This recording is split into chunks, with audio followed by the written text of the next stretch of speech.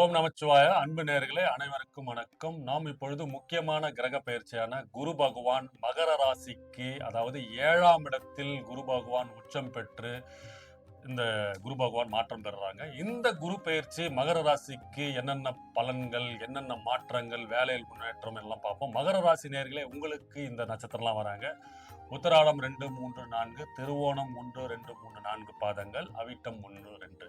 So மகர ராசி நேயர்களே, சனி பகவானை ஆதிக்கமாக கொண்ட லக்னாதிபதி கொண்ட மகர ராசி நேயர்களே, உங்களுக்கு இப்போ 7.5 சனிலாம் போயிடுச்சுங்க. 3ஆம் இடத்துல போயிட்டு சனி பகவான் உட்காந்துட்டாரு. ஆனா ஒன்றும் பெருசா மாற்றமே இல்லை, முன்னேற்றமே இல்லை, ஒரே புலம்பல். அதாவது நீண்ட நாளாக மகர ராசிக்காரர்கள் வந்து பாத்தீங்கன்னா ஒரு குழப்பம், ஒரு மந்த நிலை. அதாவது என்னங்க இனிமே 7.5 சனி இல்லை, இனிமே நம்ம நல்லா இருக்கும்ன்ற அமைப்பெல்லாம் இருக்குன்னு பார்த்தோம்னா எதுவுமே இல்லாம ஒரு மாதிரி மந்த நிலையிலே இருக்குது. தமிழ் வருடம் பிறந்ததுக்கு அப்புறம் 12 வருடங்களுக்கு பிறகு குரு பகவான் உச்சம் பெறாங்க கடக வீட்டுல. அதுவும் பாத்தீங்கன்னா வைகாசி மாதம் 18ஆம் தேதி திங்கட்கிழமை, அதாவது ஜூன் மாதம் 1ஆம் தேதி இரவு 1:50 மணிக்கு மிதுன ராசியிலிருந்து கடக ராசிக்கு வந்து பெயர்ச்சி அடைகிறாருங்க. அவர் அந்த இடத்துல தான் ஒரு வருஷமா இருக்க போறாரு. சரிங்களா?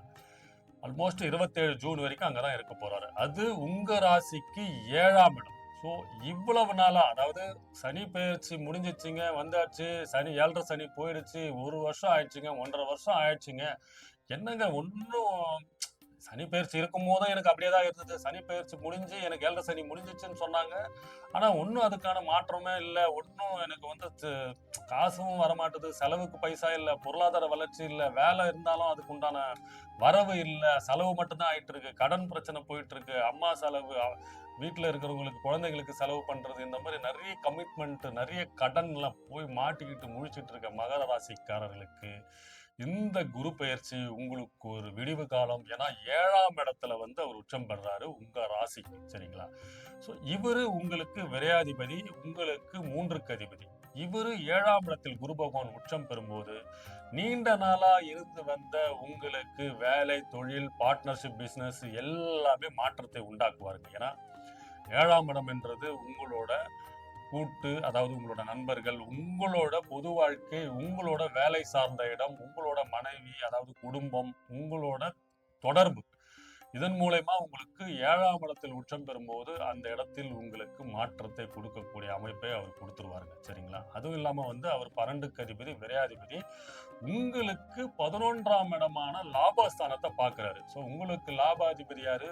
செவ்வாய் பகவான். ஏன்னா குரு பகவான் வந்து இருக்கிற இடத்தையும் பார்க்கிற இடங்களையும் பலப்படுத்துவார். இருக்கிற இடத்துல பெருசா பண்ணலனாலும் பார்க்கிற இடத்த வந்து அவர் வந்து மாற்றங்களையும் முன்னேற்றங்களையும் கொடுக்கக்கூடிய குரு பகவான். ஏன்னா அவர் தான் கிரகங்களிலேயே முழு சுபர் கிரகம். அவருக்கு 3 பார்வை இருக்கு, 5, 7, 9. சரிங்களா? 5ஆம் பார்வையா உங்களோட 11ஆம் இடத்தையும், 7ஆம் பார்வையா உங்க ராசியை உங்களையே பார்க்கிறாரு, அதாவது மகர ராசியை பார்க்கிறாரு. 9ஆம் பார்வையா உங்களோட 3ஆம் இடத்தை பார்க்கும்போது உங்களுக்கு லாபம், பொருளாதாரம் வர்றதுக்கான அமைப்பெல்லாம் இருக்குங்க. ஏன்னா 11ஆம் இடம் என்றது உங்களோட லாபஸ்தானம். அதாவது நீங்க லாபஸ்தானம்ன்றது என்னன்னா உங்களோட உபஜயஸ்தானம்.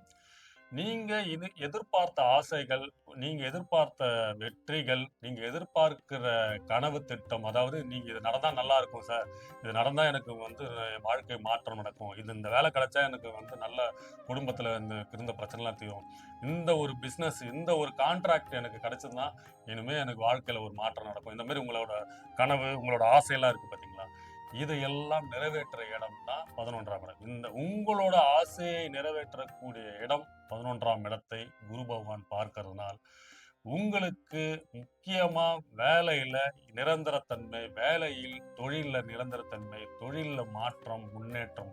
ஏன்னா இது எல்லாருக்குமே இது வருது. ஏன்னா இவர் வந்து சனி பகவானா இவர் எல்லா ராசிக்குமே இவர் பார்க்கிறாரு.